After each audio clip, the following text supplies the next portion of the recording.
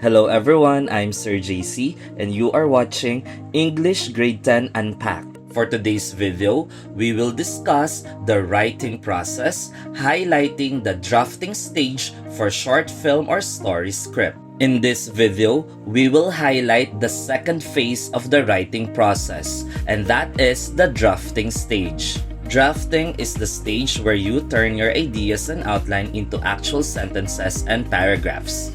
Ang drafting ay ang stage kung saan ginagawa nating actual sentences and paragraphs ang mga ideas na ginawa natin during the pre-writing stage. The first version of your story is called a draft. Hindi kailangan na perfect agad ang first draft mo.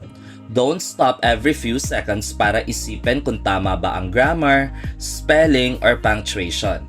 For now, ang main goal mo ay maisulat ang story at mailagay ang ideas sa papel or screen. With that, here are the elements or format of a short film script.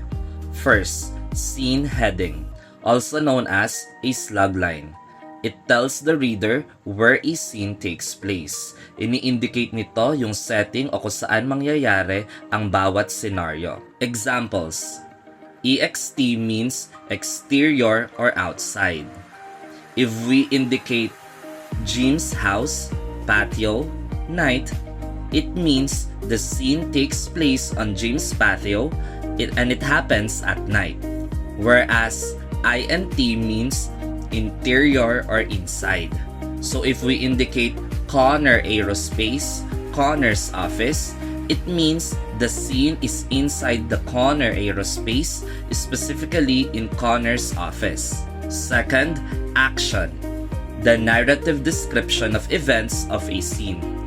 Also less commonly known as direction, visual exposition, block stuff, description, or scene direction.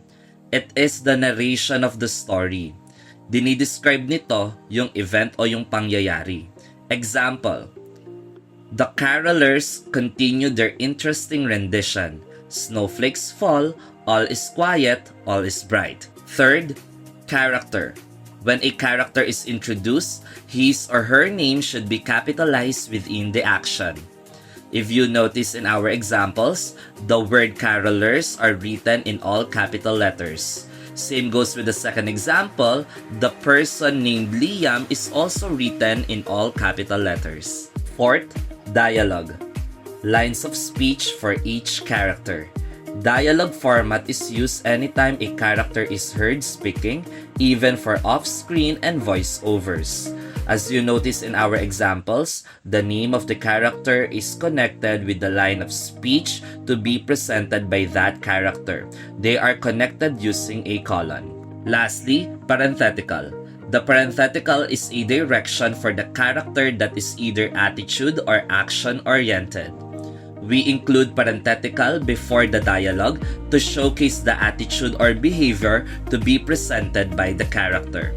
As you notice in our examples, the administrator must deliver the line while looking at Elvira seriously. Whereas Elvira, upon answering the question of the administrator, she must showcase hesitation and also concerned expression. And that's it for today's video on the writing process, the drafting stage for short film or story script. I hope you learned a lot. See you in our next video.